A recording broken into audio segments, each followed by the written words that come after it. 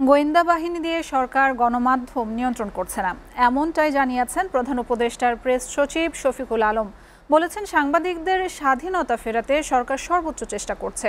আর আইন উপদেষ্টা ডক্টর আসিফ নজরুল বলেছেন, সাংবাদিকদের জামিন দেওয়ার ব্যাপারে কোনো হস্তক্ষেপ করে না সরকার। সকালে রাজধানীতে গণমাধ্যম ও সাংবাদিকতার সুরক্ষা এবং আইনি কাঠামোর বিশ্লেষণ নিয়ে সেমিনারে তারা এসব কথা বলেন। সঞ্জিদা প্রিয়র প্রতিবেদন।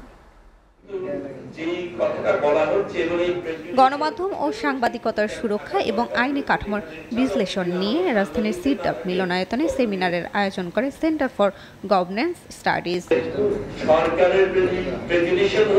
আলোচনায় জাতীয় ঐক্য কমিশনের সদস্য ডক্টর বদিউল আলম মজুমদার বলেন, গণমাধ্যমের অরাজকতার প্রভাব নির্বাচনে পড়েছে। এ কারণে ৩টি নির্বাচন বিতর্কিত হয়েছে। তিনি দাবি করেন, গণমাধ্যম ভূমিকা পালন করলে ভোট কারচুপি ঠেকানো যেত। তন্দ্রপ্রহরীর ভূমিকা গণমাধ্যমের ভূমিকা গণমাধ্যমকেই পালন করতে হয়, এবং গণমাধ্যম যদি সেই ভূমিকা পালন করত তাহলে হয়তো আমাদের এই জালিয়াতির নির্বাচনগুলো এই যে কারচুপির নির্বাচনগুলো বহুলাংশে বোধহয় প্রতিহত করা যেত। প্রধান উপদেষ্টার প্রেস সচিব শফিকুল আলম বলেন, গণমাধ্যমের উপর মানুষের আস্থা কমে গেছে। দেশের কোনো গণমাধ্যম প্রতিষ্ঠান বন্ধ হোক সেটা সরকার চায় না। পত্রিকা, মেজর পত্রিকায় আপনি সার্ভে নেন, মেজর টিভি স্টেশনে সার্ভে নেন, যে কেউ যদি বলে যে আমরা কোনো ধরনের কোনো প্রেশার তৈরি করেছি কিনা তার জার্নালিজমের ক্ষেত্রে, কোনো একটা নিউজ করার ক্ষেত্রে আমরা বলেছি কিনা আপনি এটা কেন করলেন, নেভার, আমরা এটা একটুও করিনি। কিন্তু প্রধান অতিথির বক্তব্যে আইন উপদেষ্টা বলেন, অন্তর্বর্তী সরকারের অনেক দুর্বলতা রয়েছে, তবে সরকার সেবকের মতো কাজ করছে। আর সংস্কার একদিনে হয় না, সবাই মিলে সংস্কার করতে হবে।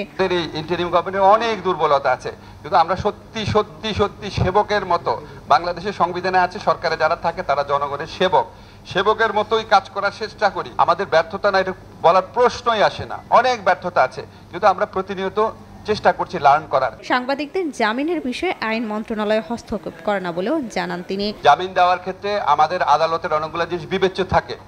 সেই বিবেচ্য জিনিসগুলোর মধ্যে একটা হচ্ছে জামিনপ্রাপ্ত ব্যক্তি বের হয়ে একই ধরনের অপরাধ করতে পারেন কিনা, পালিয়ে যেতে পারেন কিনা, বা মামলার তদন্তের ক্ষেত্রে বাধা সৃষ্টি করতে পারেন কিনা। এগুলি আপনার যখন জামিনযোগ্য অপরাধ থাকে সেসব ক্ষেত্রেও বিচারক সেগুলি বিবেচনায় নিয়ে থাকে।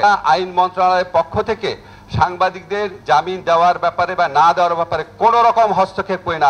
সাংবিধানিকভাবে পুলিশ রিলেটেড কিছু থাকলে বা পুলিশ কারো বিরুদ্ধে মামলা করলে আইন মন্ত্রণালয় কিছু করার নেই বলেও জানান doctor Asif Nazrul. Police related কোনো কিছুর ব্যাপারে আমার কোনো কিছু করার নাই, সাংবিধানিকভাবে কোনো কিছু করার নাই। যতই আমার গুড উইশেস থাকুক, যতই আমার রক্তক্ষরণ থাকুক, কেউ যদি ফলস মামলা করে তার ব্যাপারে আমার কিছু করার নাই। যেটা করার নাই এটা আমি কিভাবে করব? আর পুলিশ যদি কাউকে গ্রেফতার করে সাবস্ট্যান্টিভ কোনো প্রমাণ ছাড়াও আমার কিছু করার নাই। সঞ্জিদা প্রিয়, এসএটিভি, ঢাকা।